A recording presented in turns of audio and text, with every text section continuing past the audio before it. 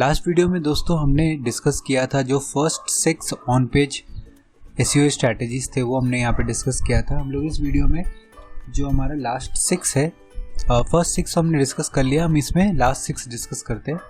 तो सबसे पहला हमारा है use internal and outbound links. तो हम लोगों को अपना जो वेबसाइट है उसमें आपस में प्रॉपरली लिंकिंग करके रखना पड़ेगा। एक पेज से दूसरे जो हमारे वेबसाइट के पेजेस हैं उनको आपस में लिंक करना पड़ेगा, और हमारे जो इंडस्ट्री के नोन पेजेस हैं उनको हम लोगों को एज आउटबाउंड लिंक, यानी कि जो हम लोग वेबसाइट से बाहर भेज दें उस टाइप के लिंक्स देने पड़ेंगे। सो ये लिंकिंग करने से ये बेनिफिट होगा कि ये जो नेटवर्क बनता है आपस में लिंकिंग का, उससे गूगल और बेटर तरीके से आपके कंटेंट को आइडेंटिफाई कर सकता है और बेटर तरीके से आपके कंटेंट और आपके वेबसाइट को जज कर सकता है कि ये किस चीज़ से रिलेटेड है। तो जब आप सिमिलर वेबसाइट्स जो कि बेटर रैंकिंग के साथ है और बेटर नोन वेबसाइट से जब आप उनको अपने वेबसाइट से लिंक करते हो तो गूगल आइडेंटिफाई कर पाता है कि आप किस रेलिवेंट इंडस्ट्री से हो, और उसी तरीके से आपका जो एसईओ का हेल्थ है वो ग्रो करने लगता है। सेकंड, हम लोगों को ये ध्यान में रखना पड़ेगा, हम लोग जो डिज़ाइन यूज़ कर रहे हैं अपने वेबसाइट के लिए, जो हम लोग थीम यूज़ कर रहे हैं वो रेस्पॉन्सिव होना चाहिए, वो मोबाइल डिवाइसेस में बहुत ईजिली ओपन हो जाना चाहिए। एंड थर्ड स्ट्रैटेजी है हमारा, हम लोगों को लॉन्ग टेल कीवर्ड्स यूज़ करना पड़ेगा। तो शॉर्ट टेल कीवर्ड्स में अभी तो बहुत ज़्यादा कंपटीशन है, इस वजह से लॉन्ग टेल कीवर्ड यानी कि लॉन्गर कीवर्ड्स, जो छोटे कीवर्ड्स होते हैं वो बहुत ही ज़्यादा कॉम्पिटिटिव है, तो हम लोग लॉन्गर कीवर्ड्स यूज़ करेंगे। और लॉन्गर कीवर्ड्स का एक बेनिफिट ये है कि वो एग्जैक्ट कीवर्ड फिट हो जाता है हमारे कस्टमर के प्रॉब्लम स्टेटमेंट के साथ। तो हम लोग अगर उनको सॉल्यूशन ऑफर करते हैं तो हम लोगों को वहाँ पे बहुत सारा लेवरेज मिलता है।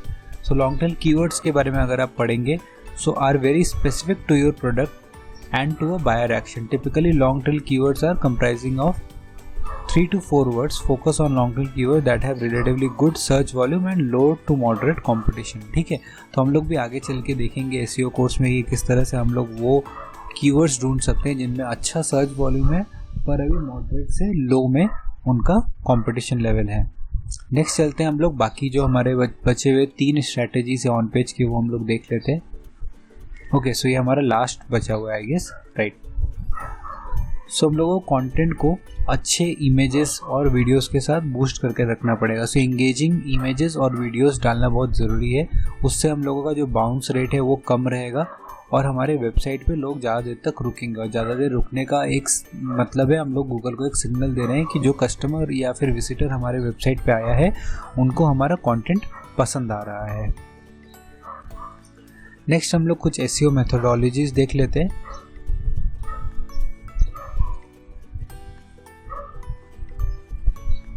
सो हमारा जो एसईओ मेथोडोलॉजी है देखिए वो 5 पार्ट्स में डिवाइडेड है।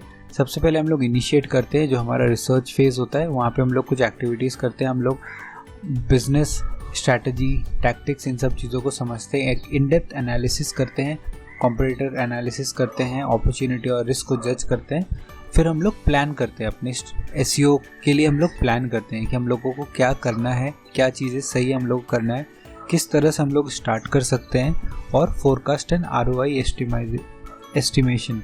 सो ये सारी चीज़ों को हम लोग प्लानिंग स्टेज में करते हैं। फिर जो कुछ चीज़ें जो हमारी एग्जिस्टिंग चीज़ें थी जो गड़बड़ थी उन सब चीज़ों को हम लोग फिक्स करेंगे। सो हम लोग पुराने प्रॉब्लम्स को फिक्स करके एक बेस क्रिएट करेंगे ताकि हम लोग अपना जो कंटेंट है, अपना जो टेक्निकल अपडेट है, वो सारी चीज़ों को हम लोग एक बार अपना जो स्लेट है वो क्लीन कर लेते हैं। फिर हम लोग स्टार्ट करते हैं डिलीवर करना। बिल्डिंग अप फेज़ है ये, जहाँ पे हम लोग training process, upgradation, execution of inbound marketing campaigns, जो भी हमने कैंपेन्स वगैरह यहाँ पे प्लानिंग स्टेज में प्लान किया था उसको हम लोग यहाँ पे एग्जीक्यूट करना चालू करते हैं। और फिर ये एक ऑनगोइंग स्टेप है जहाँ पे हम लोग इम्प्रूवमेंट वाले फेज़ में चले जाते हैं और इंटीग्रेशन करते हैं। तो इंटीग्रेशन और इम्प्रूवमेंट वाला फेज़ एक ऑनगोइंग प्रोसेस रहेगा जहाँ पे हम लोग कॉन्टिन्यूसली उसको और ऑप्टिमाइज़ करने की कोशिश करते रहेंगे। तो हम लोग कौन कौन से एसईओ स्ट्रैटेजीज पे फोकस करेंगे? Well, content development, search engine submission, बहुत सारे हम लोग डिफरेंट टाइप के सबमिशंस हैं जो हम लोग आगे चल के देखेंगे। लिंकिंग एनालिसिस एंड स्ट्रैटेजी, किस तरह से हम लोग गूगल को सिग्नल दे सकते हैं कि हम लोग इन वेबसाइट्स के साथ हमारा लिंकअप्स है, तो आप किस तरह से हमें स्टडी करो। एनालिटिक्स एंड रिपोर्टिंग, ये भी जानना बहुत ज़रूरी है, क्योंकि बिना एनालिटिक्स और रिपोर्ट्स के आप ये जज नहीं कर पाएंगे कि कौन सा स्ट्रैटेजी आपका कितना काम कर रहा है और कौन से स्ट्रैटेजी काम नहीं कर रहा है, तो आपको उसको ब्लेंडिंग करना पड़ेगा। नेक्स्ट है हमारा कीवर्ड एनालिसिस और इन्फॉर्मेशन आर्किटेक्चर। ये दोनों भी बहुत इंपॉर्टेंट पार्ट्स है जहाँ पे हम लोग कीवर्ड एनालाइज करेंगे और कौन कौन से ऐसे कीवर्ड्स है जो हमारे बिजनेस के लिए फिट होता है, और ओवरऑल जो हमारा पूरा इन्फॉर्मेशन आर्किटेक्चर है कि क्या हम लोग सेटअप की यूज़ करेंगे, अपने वेबसाइट के लिए थीम यूज़ करेंगे और किस तरह से हम लोग उसको ऑप्टिमाइज रख सकते हैं। तो ये कुछ बहुत इंपॉर्टेंट चीज़ें थी एसईओ के बारे में जो आपको जानना ज़रूरी है। जब आप और डीपर रिसर्च करेंगे सर्च इंजन ऑप्टिमाइजेशन के लिए तो आपको इसमें और क्लैरिटी मिलेगी। अभी के लिए दोस्तों इस वीडियो में सिर्फ इतना ही। Thank you so much.